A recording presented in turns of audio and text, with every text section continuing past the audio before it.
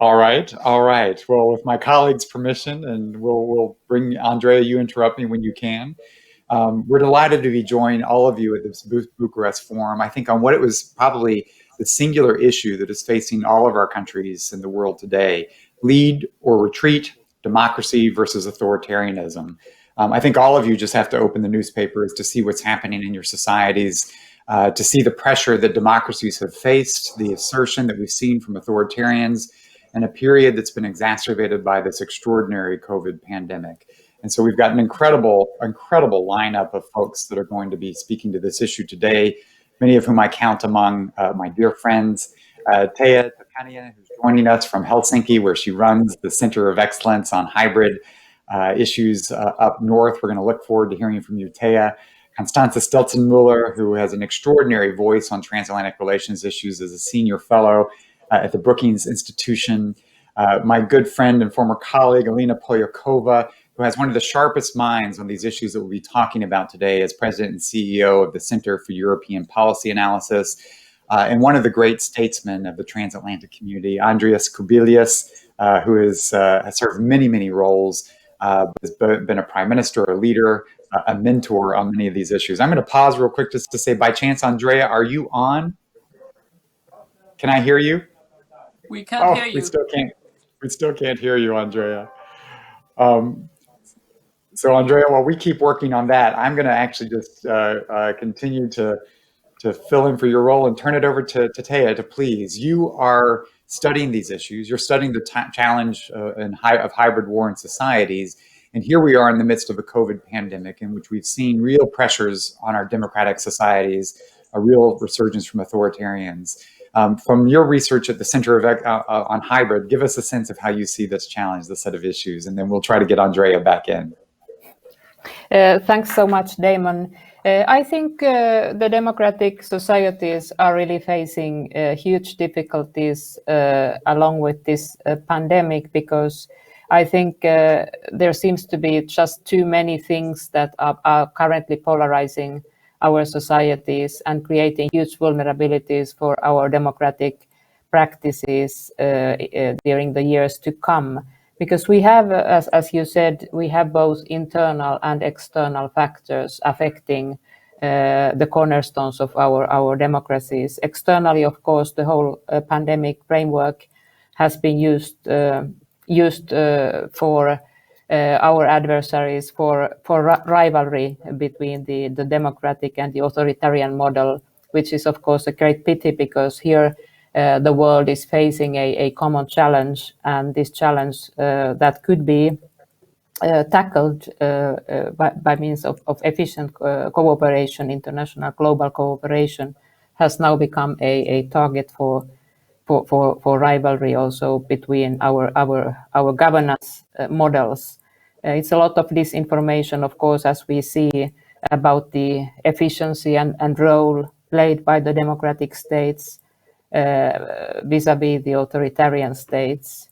And our crisis-affected societies at the moment are hugely vulnerable for such a disinformation, which is a challenge. But at the same time, I want to briefly point out that there are internal factors that challenge our societal stability and unity and lead to the same strength and polarization. We are facing a serious economic crisis with long-term consequences for our societies. So we should be resilient in front of this challenge as well. But what I think is that we are becoming more vulnerable.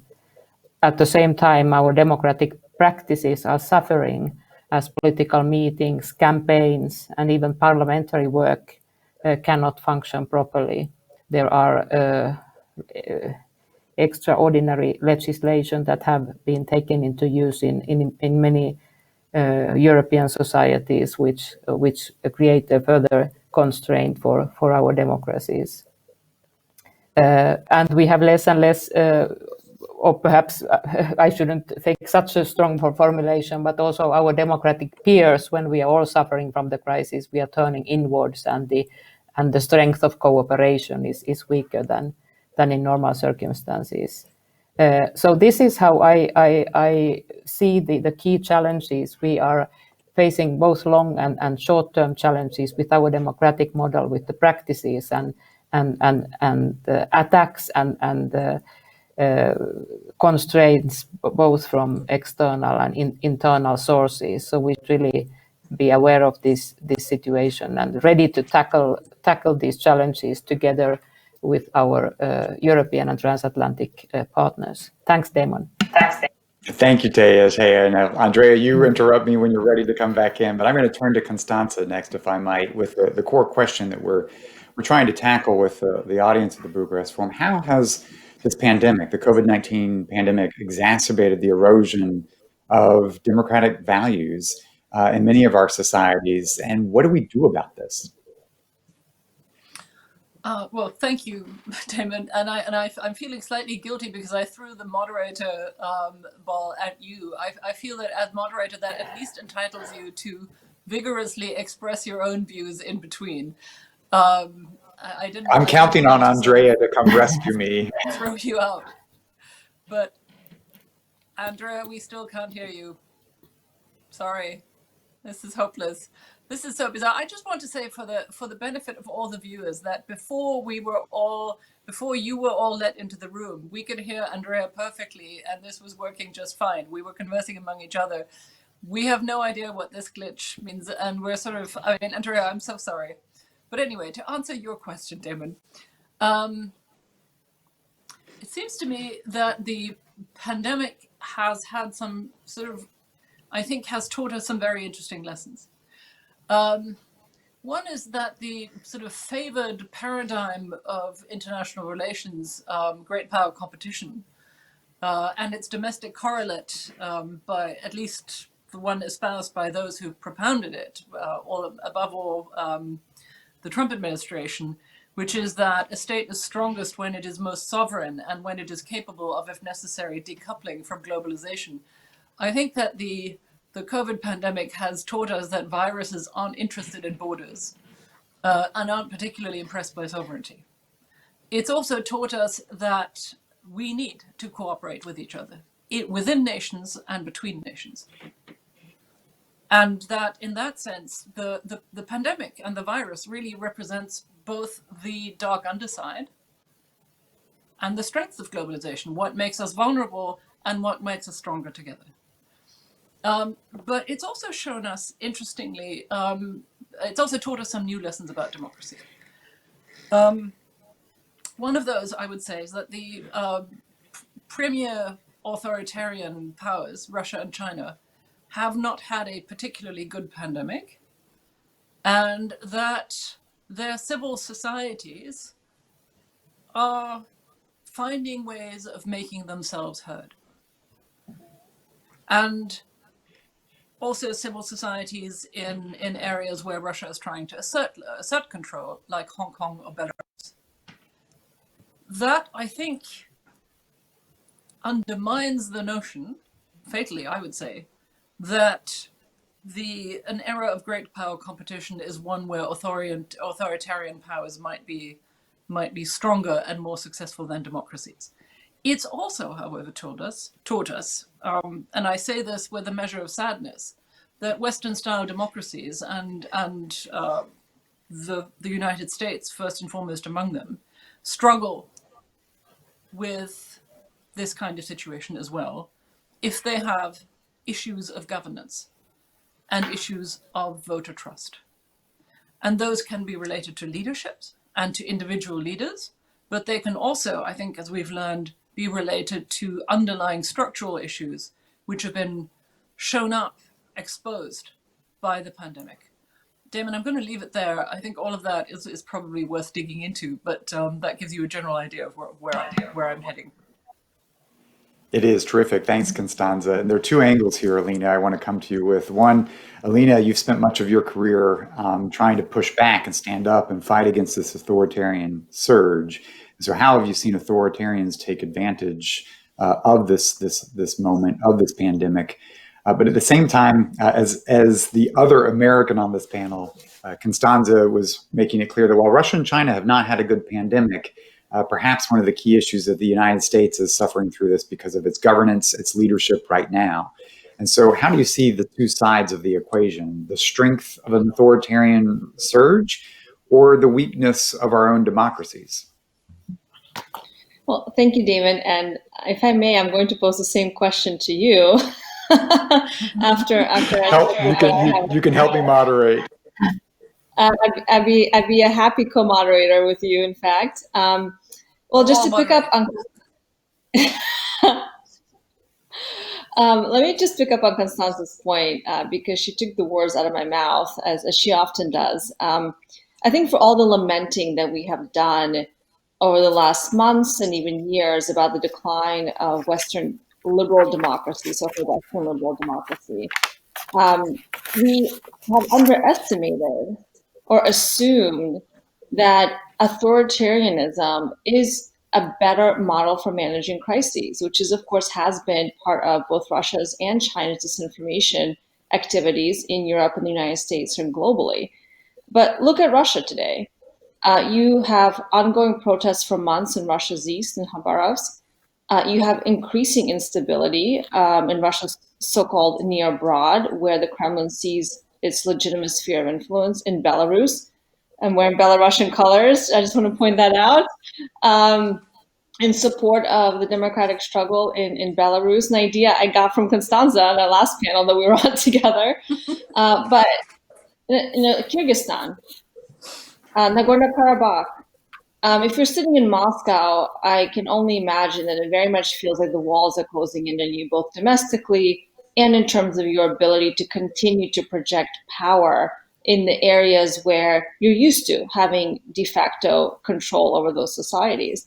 I think China has also not been as effective as we once feared about exporting its model. If you look at some opinion polls across Europe, the Chinese propaganda that we saw light up during COVID-19 crisis, that authoritarian states are better manager of crises, is failing.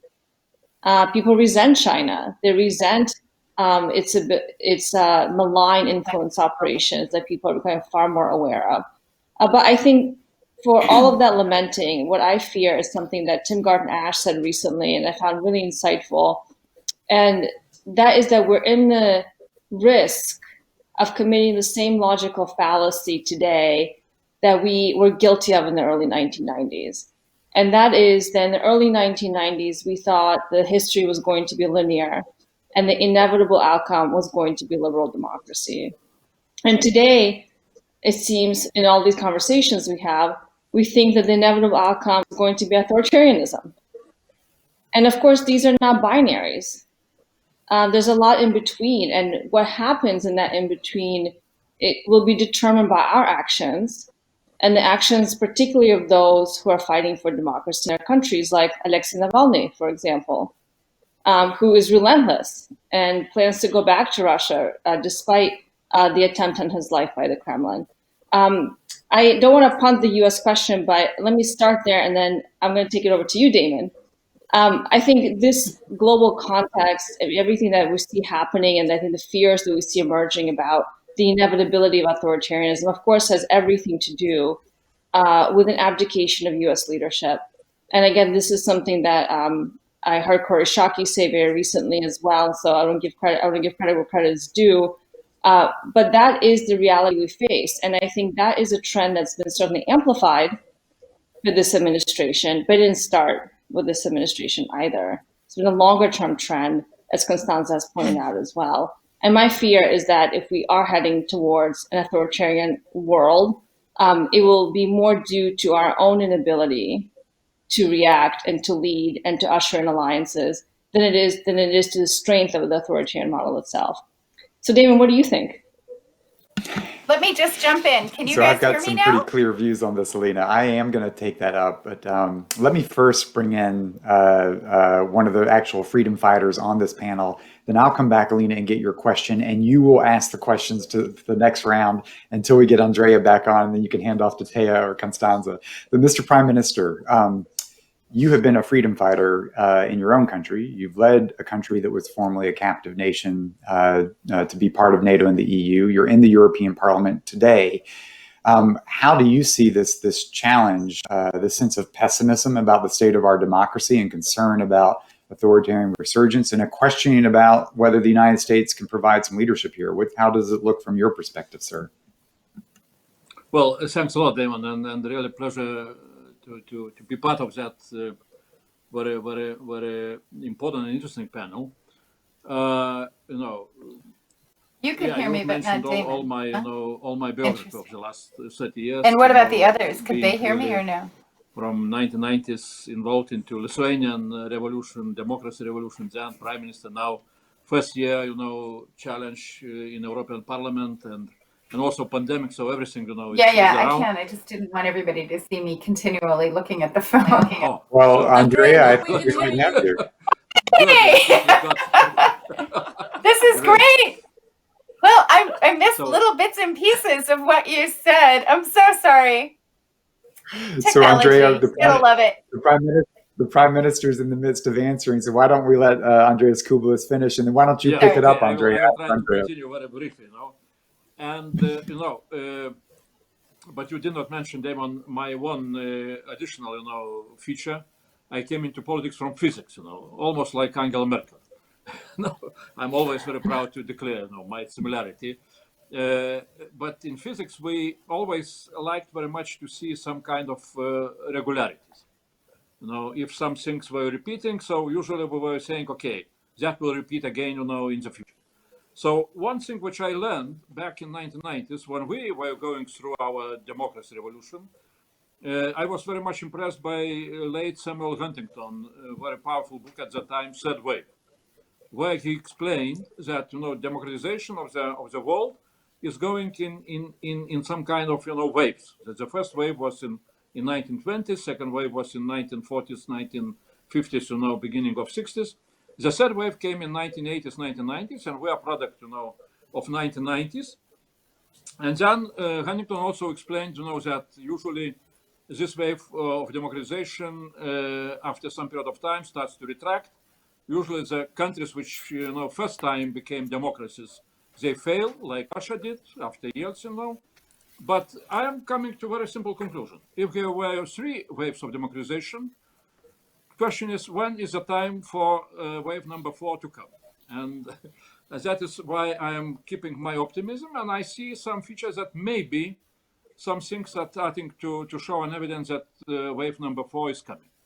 Second point, which again, when I'm looking into challenges of democracy, both during pandemic, but even before, during all the crisis and so on, during the last decade, I see not only this, how to say, period of democratization and then, authoritization, when authoritarian regimes are becoming more popular, but also I see some phenomena which I call, challenges of post-industrial society towards our traditional democracy. Sometimes we are forgetting that democracy as such, with political parties, classical political parties like, Christian Democrats, which I represent, or socialists and liberals, are creation of industrial society, from 19th century. And I consider that we are moving from, this industrial period to some kind of new period, what I call, we can call post-industrial period. And if industrial period really was very much based on some kind of collective features, on one side, proletariat, on another side, bourgeois in 19th century. So now post-industrial society is becoming much more individualized. There are no anymore so traditional classes, and that is what will make some of those institutions of democracy, like political parties, classical ideologies, to face big challenges. And for example, I see revolution in Belarus, our neighborhood, in Lithuania, as some kind of totally new type of revolution, where no anymore, some kind of those, classical political parties are needed, no real leadership is needed.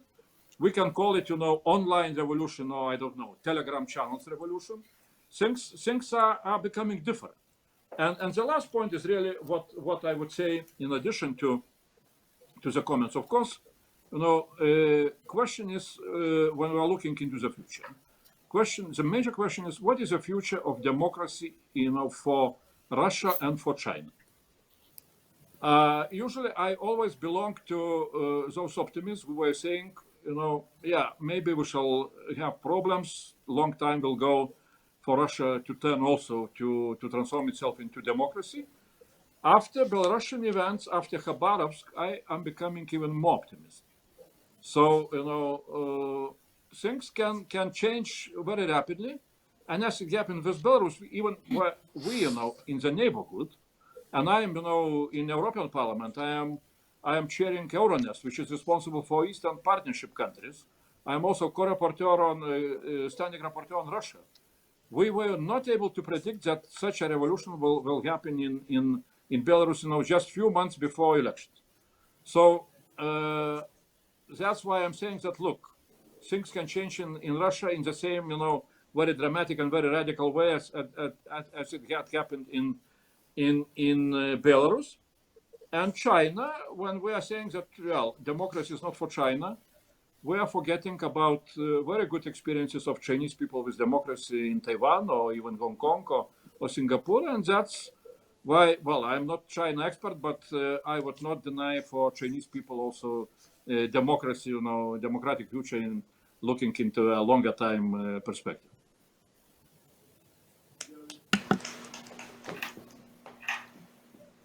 Thank you very much. So I'm so sorry for the technical difficulties. I'm glad to rejoin you. And so we're having an excellent discussion already.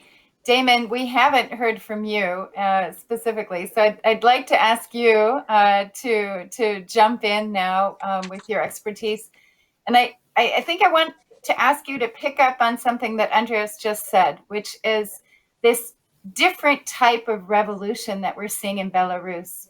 And I wonder if you see some parallels to the Black Lives Matter movement in the United States, which is also a much more disaggregated and less centrally led policy, movement. Do you see this as a sort of a tipping point in the way that movements are generally organized, the sort of general uprising that we saw after the killing of George Floyd? Thank you so much, Andre. And I'm glad you're asking that question, because while there are dramatic differences between the dynamics of the social unrest in the United States and what we see on the streets of Belarus, it does actually point to a reason why, in a time of a lot of bad news and despair, why I am somewhat optimistic. And it links to something else that the Prime Minister, that Andreas shared with us. When I was born, there were 29 democracies. By the time I went to college, we finally had 77. It was now a majority of people on this planet living in democracy. Before the past decade plus, according to Freedom House, we've been suffering this democratic recession. And now we've had a body blow really to Western democracies, an economic crisis, this pandemic, in my own country, racial protest and anti-racist movement. And it feels pretty yucky. But I see this as something that gives me hope for the future, because it's why democratic societies compared to authoritarians are ultimately resilient, because we are self-correcting. We hold ourselves accountable. We go through bouts of turmoil. It's messy. We've seen a populist backlash, in large part because we've had economic challenges, troubles with governance. We've had the United States in long wars that have produced this kind of debate in our country. But in some respects, what we're seeing right now, whether it's on the streets of Belarus or whether it's on the streets of American cities, gives me a sense that we could, not inevitably will, but we could be on the verge of a fourth democratic wave.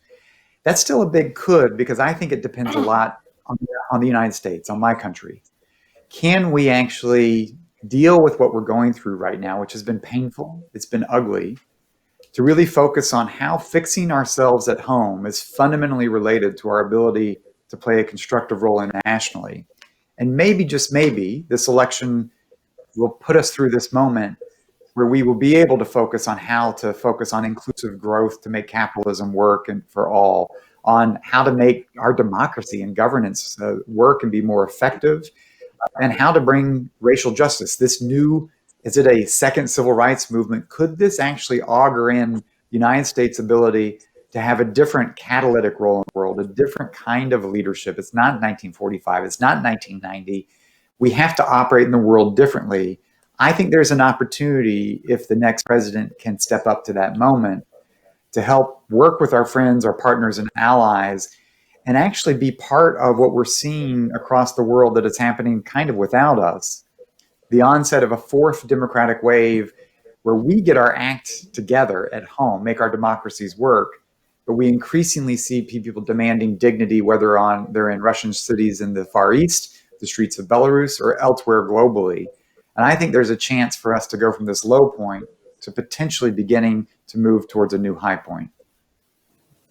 Let me just ask all of you to reflect on something that occurred to me while we were speaking, which is this question about to what extent is this, are we seeing really the limits of capitalism? Are we seeing, we have seen,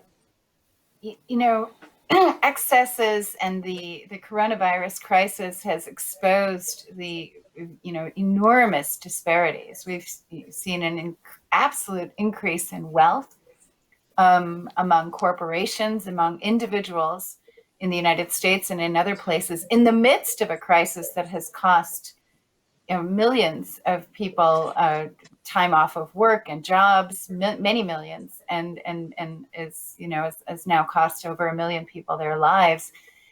It is part of the frustration that we see with democracies, really less about the democratic systems and more about the economic systems that are often very closely linked. I didn't mean to stump you.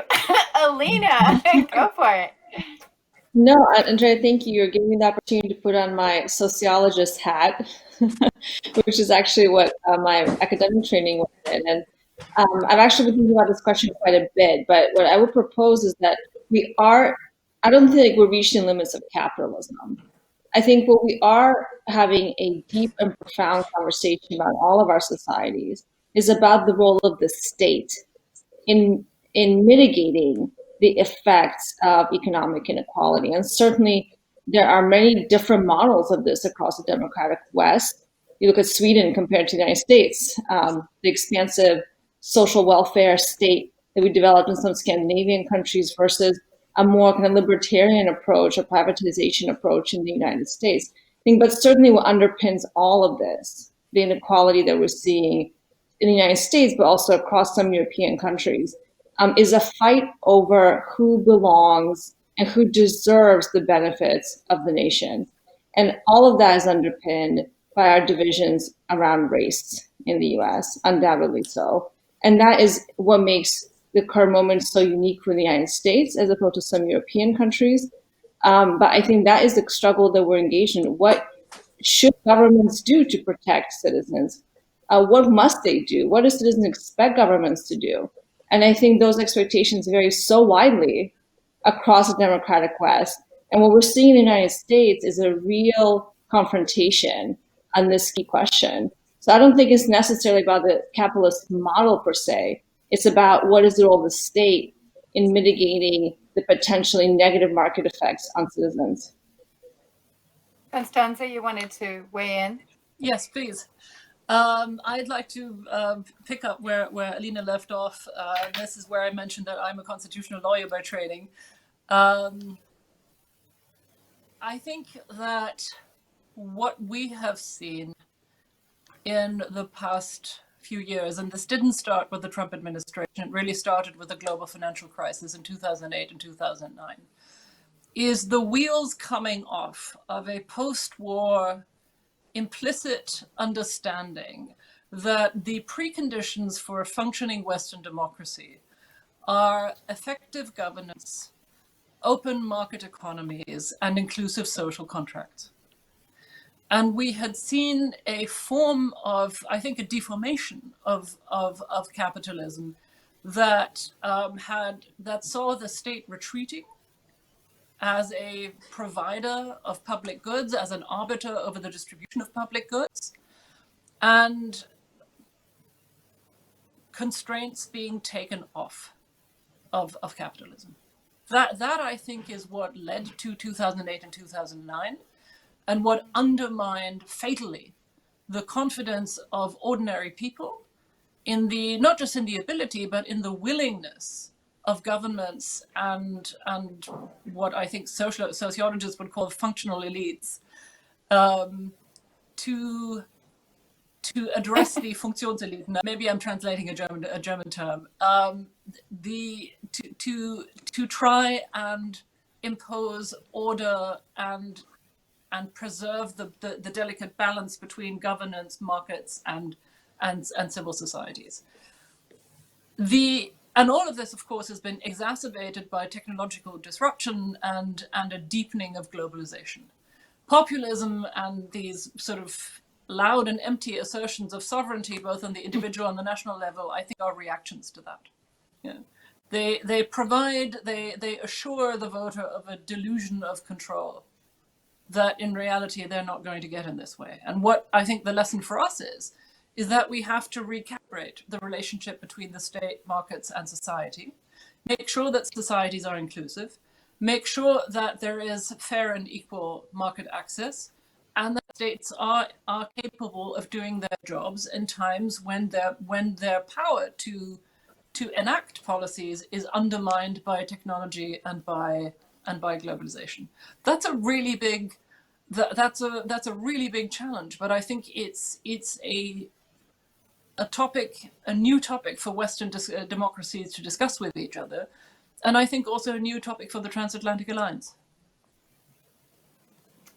The Europeans have taken some pretty significant steps to try to limit the power of technology giants, right? Both in terms of collecting taxes, but also in terms of maintaining privacy and protecting data. Something that has caused a lot of consternation. But now, in the midst of this COVID crisis, we're seeing the US government now starting to investigate these tech giants as well. And we're starting to see the beginning of perhaps a different approach. So I want to pick up on that with Taya. I know you had raised your hand to speak, but looking, please make your point, but then also if you could just address the question of this interaction, the symbiosis between technology and governance. Yeah, I wanted to come in and bring in another thing that this pandemic has made visible, which I think is worth addressing, and that's clearly our need to manage and control globalization. And we have been talking about authoritarian regimes and their capacity for international cooperation. And here I think we clearly have one of the shortcomings of their systems when it's question of a form of governance which is incapable or has difficulties of renewal or reforming itself. It of course leads to a constant search for enemy pictures in order to legitimize the form of governance and the role of the regime. And from this kind of a position, it's very difficult to legitimize international cooperation. So clearly there is an internal shortcoming in the authoritarian model, which I think is clearly hampers possibilities to address these kinds of global challenges that would need a global system of mitigation.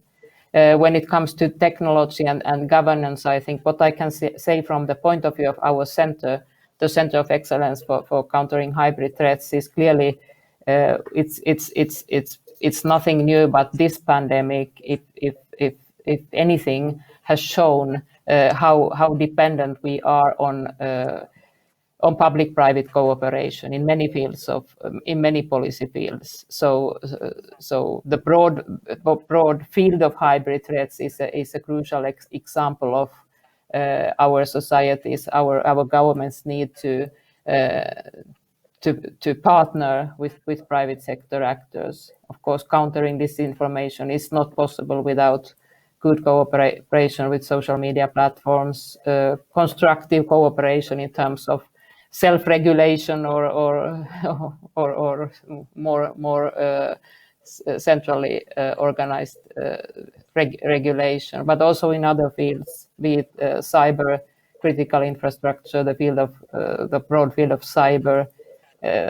Everywhere we face this issue. Governance, technology, but also in broader terms, need to create partnerships and cooperate to defend our societies and address the vulnerabilities we have been talking about. Mr. Prime Minister, I want to ask you from your perspective, there's been a lot of discussion in the United States about who's the bigger threat, right? Is China the big threat? Is it still Russia to some extent? Where you sit, both in terms of the European Parliament, but also given your history, how seriously should people be taking Russia as a threat at this point? Or has the theater really shifted in some respects? No, I think, yeah, it's a very good question. Well, China, of course, is some kind of challenge, global challenge, which in EU we are starting to understand at least I am starting to understand, US position. I'm not so sure about how much, all EU is starting to understand. But I see, first of all, long-term challenge with China, which is not the case with Russia. Long-term challenge with China is, from my point of view, is very simple. China has all the potential to become #1 economy till the end of 21st century. And then, it will take, of course, in some way, global leadership. And the question will be if that leadership will be democratic or authoritarian. For time being, it looks like that it can stay authoritarian, and that will be a challenge for all the world. Because for the last, I don't know, we can look into the history. During the last several hundred years, democracies were leading the world. British Empire, nevertheless, was democratic. United States, with all problems, but nevertheless, is still democracy. I would say, and China, how China will be in the leadership. That is a challenge which perhaps we are still not able to pay enough of attention, but we need to look into that. Russia is a country which is going through very dramatic and long-term development and challenges. I consider that Russia, from the historical point of view, always was developing itself like other European countries, but with a very long delay, sometimes very tragic delay. Like during the whole 19th century, they were trying to repeat French Revolution. They ended with Bolshevik Revolution. That was the tragedy of Russia. Now Russia is the last, still collapsing empire on the European continent. When other empires, were dismantled after the Second World War, like Great Britain or France, Russia is going through that period, and that is very painful. And I am more and more, convinced that Russia will turn itself into democracy at some time. The question is how it will go. In a peaceful transformation or some kind of very chaotic and Russian style transformation, which can create a lot of chaos and can create a lot of turbulences around. So that's the biggest challenge.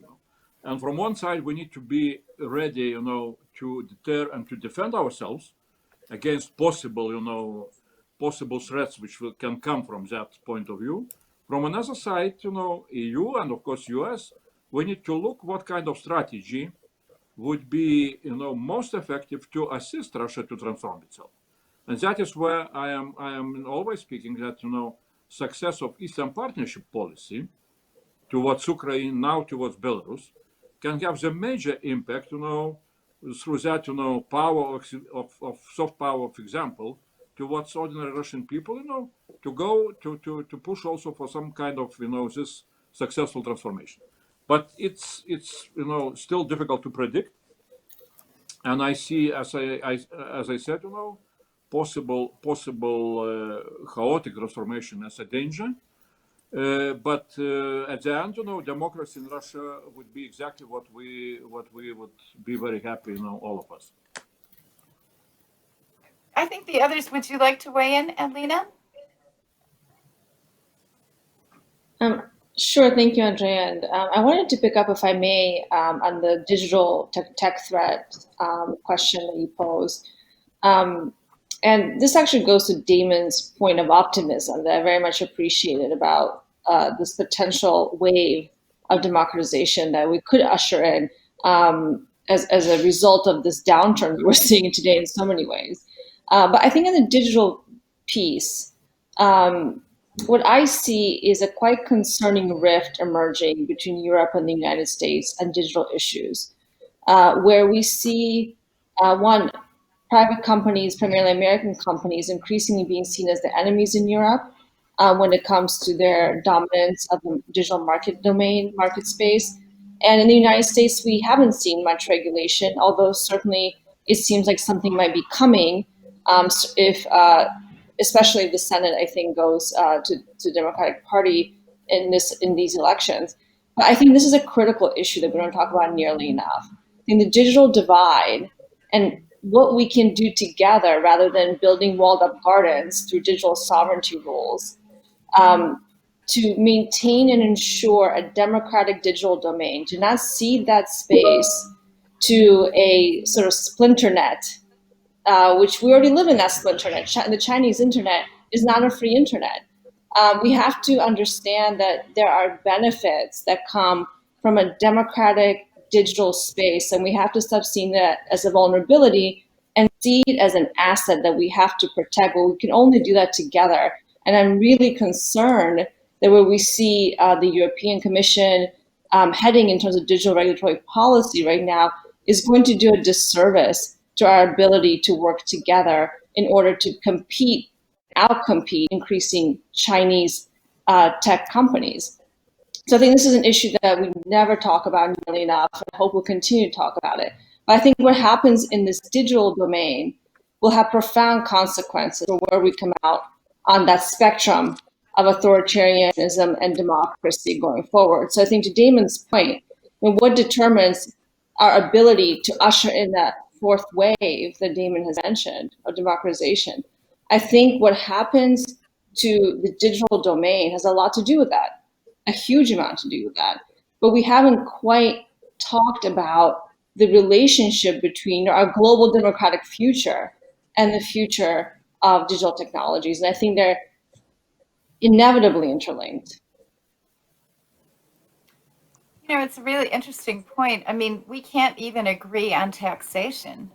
The OECD's been trying for all year, really, with the threat of tariffs looming large, really, with the U.S. sort of with the Trump administration threatening tariffs as countries are trying to seek individual solutions just in terms of the taxation question. This is not yet even into the larger realm that you're addressing the need for that.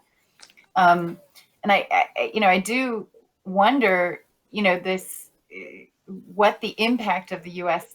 election will be, and whether that will be a determining factor in terms of that discussion that you've raised. Whether there are fundamentally different perspectives between President Trump and Joe Biden. But to the other question of how a Biden administration would deal with China, I think there's growing consensus that it would be equally hard on China, and that we are not looking at some, détente period necessarily. But I think, what I've heard, at least from folks who are working with the Biden campaign, is that they would hope to build these bridges to Europe to come up with kind of a more unified and coordinated response. So maybe that's a moment for Constanze and Taya to weigh in. And Damon, I'd love for you to sort of weigh in on that as well. Sure. Thank you.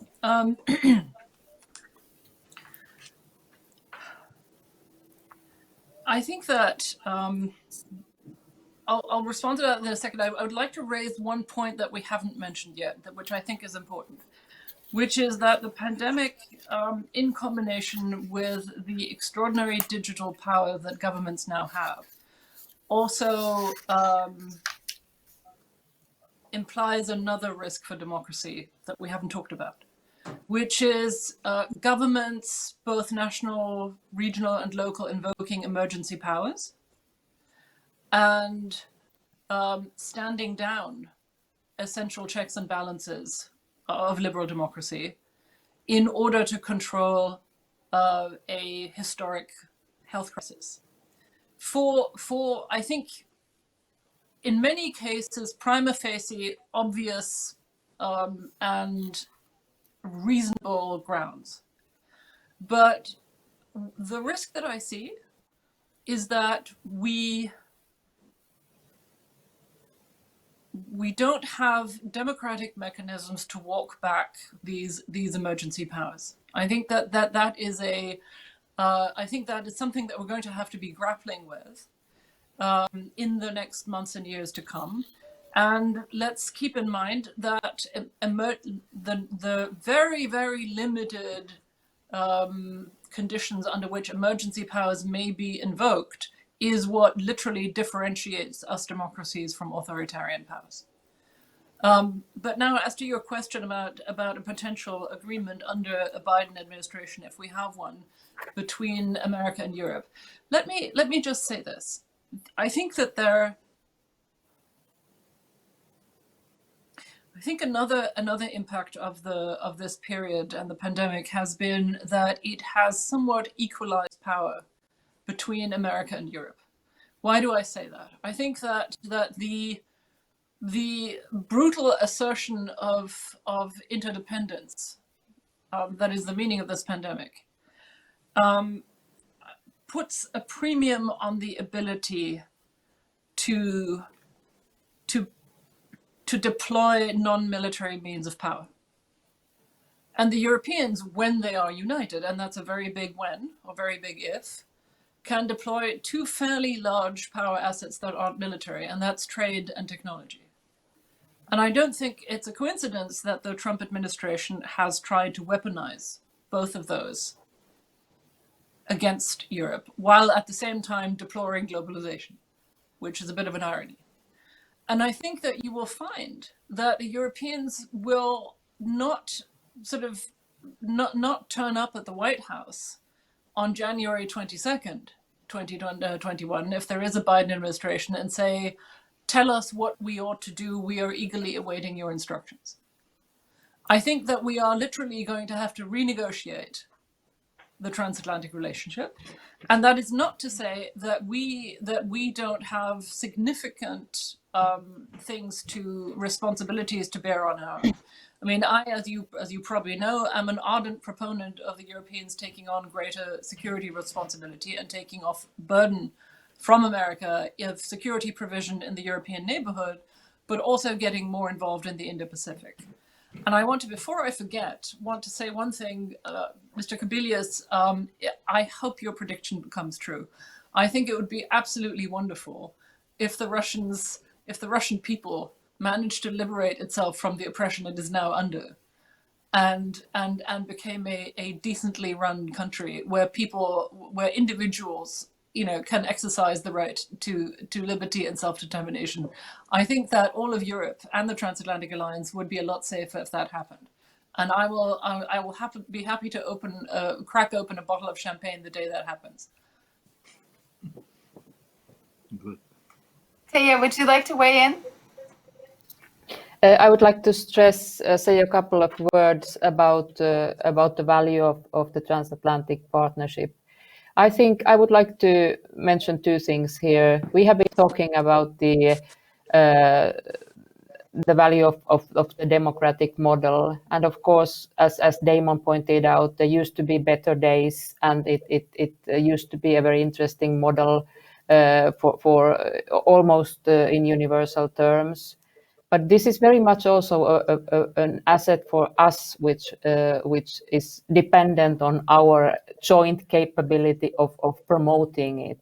So if the more there are internal divides, of course, the less, the more the democratic ideal will lose in credibility. So at this very level of our principles, values that unite us, I think we need a firm partnership to make the democratic model successful and a true asset globally again.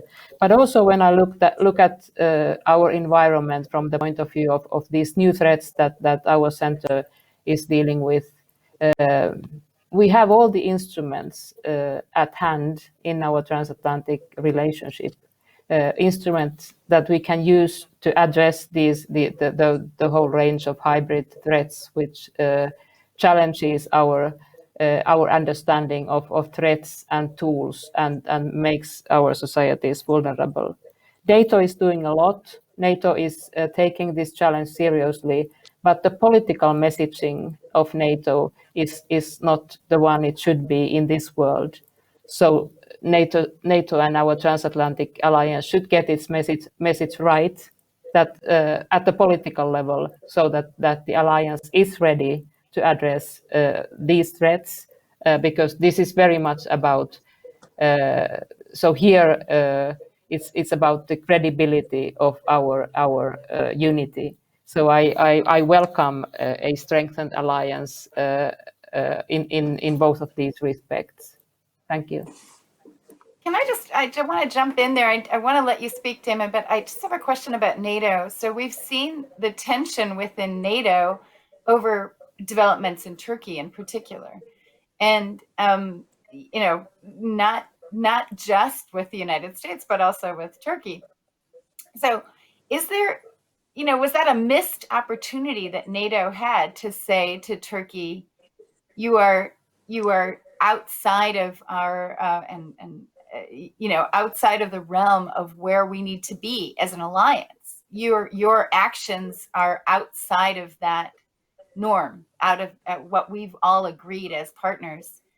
So, I mean, you know, is there a role that NATO, sort of a missed opportunity for NATO in that sense to sort of rein in some of that, you know, authoritarian drift? So look, let me sort of take these discreetly but quickly. Look, I think Jens Stoltenberg has done a remarkable job of staying in touch with leaders, of trying to keep the alliance together.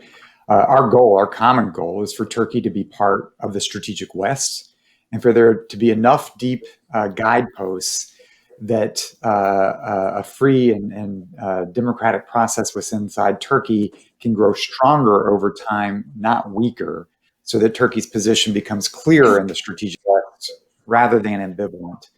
So in today's challenge, I think there is an opening for more active U.S. diplomacy to help navigate through this challenge. But I think the bigger issue is we need to understand, even when there are shortcomings in our own systems, the big struggle is between free people, free societies, places where we have individual liberties, and those where that is being crowded out. And this clouds everything. And so to connect it back to your previous question, Andrea, you're right that actually, despite the differences in the United States, the heat of our election, extraordinarily stark differences in the vision that a President Trump or a Vice President Biden offer, there is an extraordinary consensus in the United States that the challenge that we face from great powers, particularly from a rising China, but also a declining revanchist Russia, that this is really a primary challenge, represents an authoritarian, state-led, corrupt capitalism challenge to the model of our democratic way of life and open markets.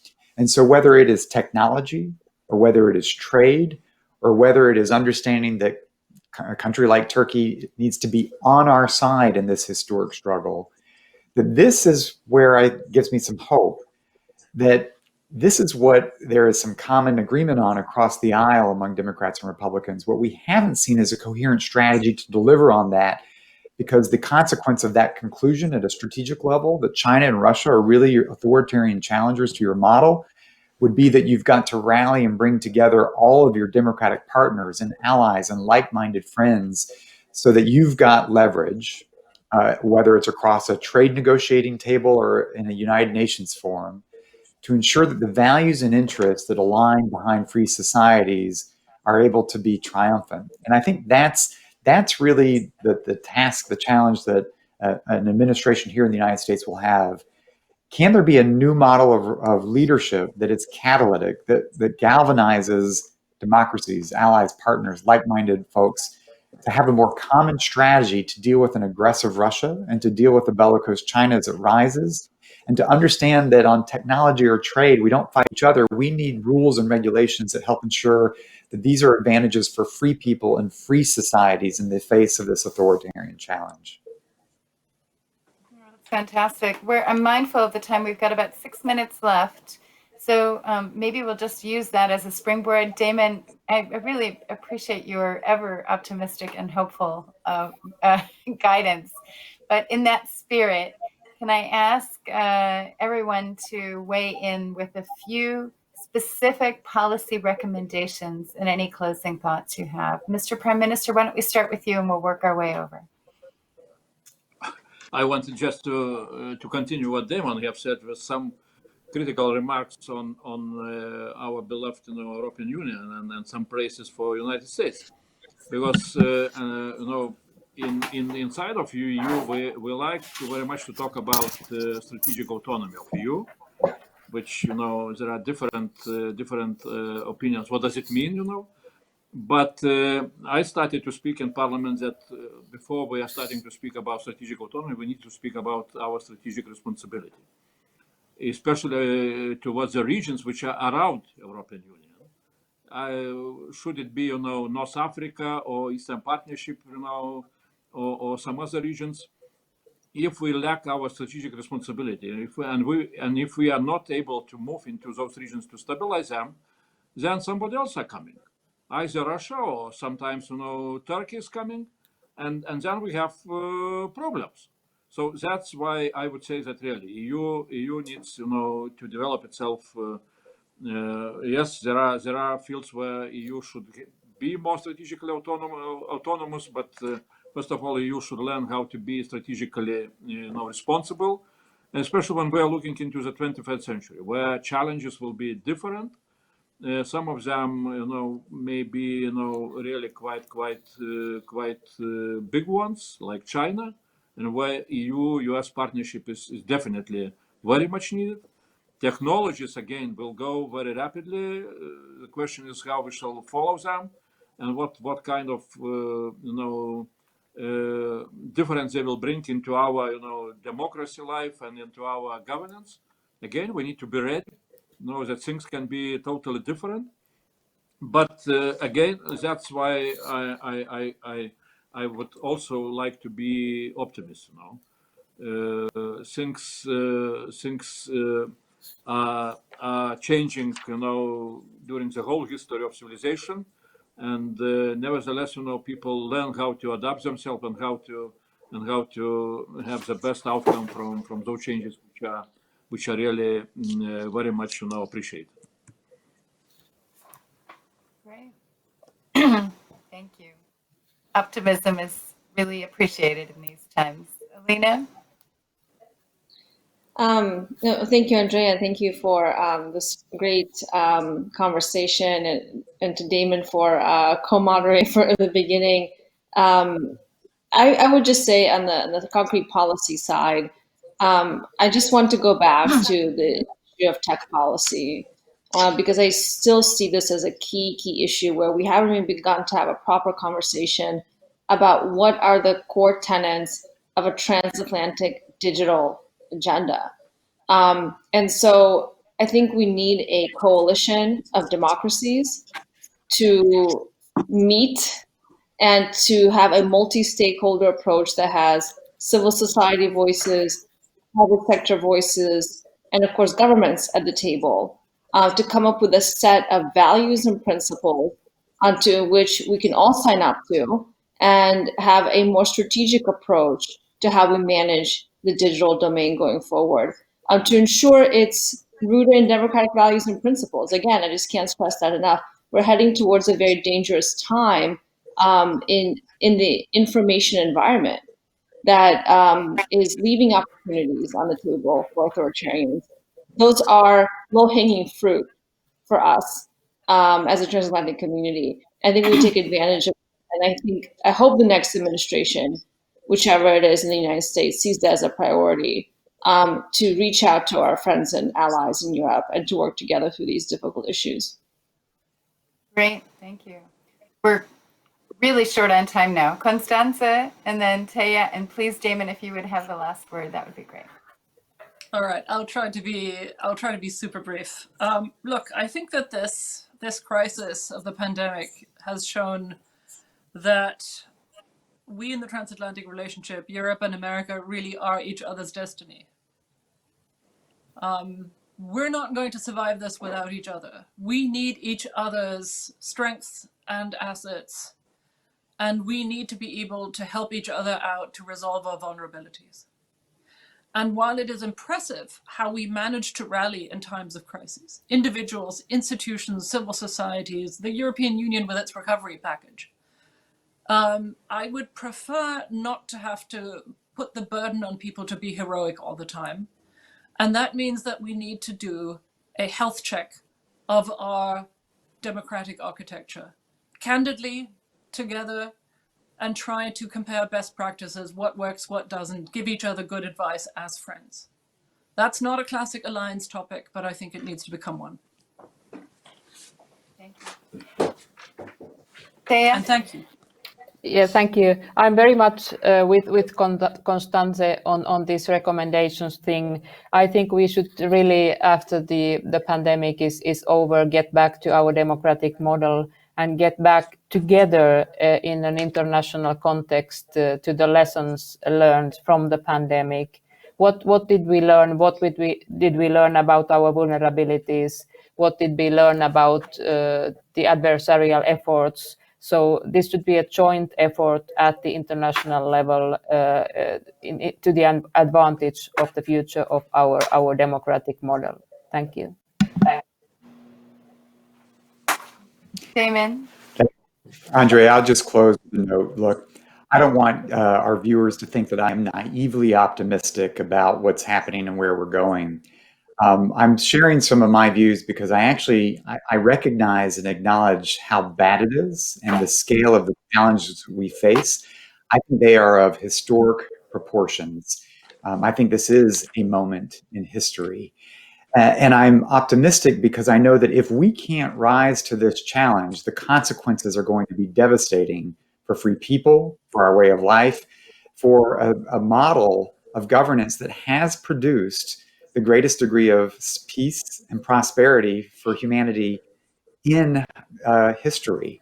And we're taking that for granted. And it's a moment when that could all be at risk. And so I don't want to sound naive about this. I just understand that we do, as a community, need to summon the ability to rise to this challenge.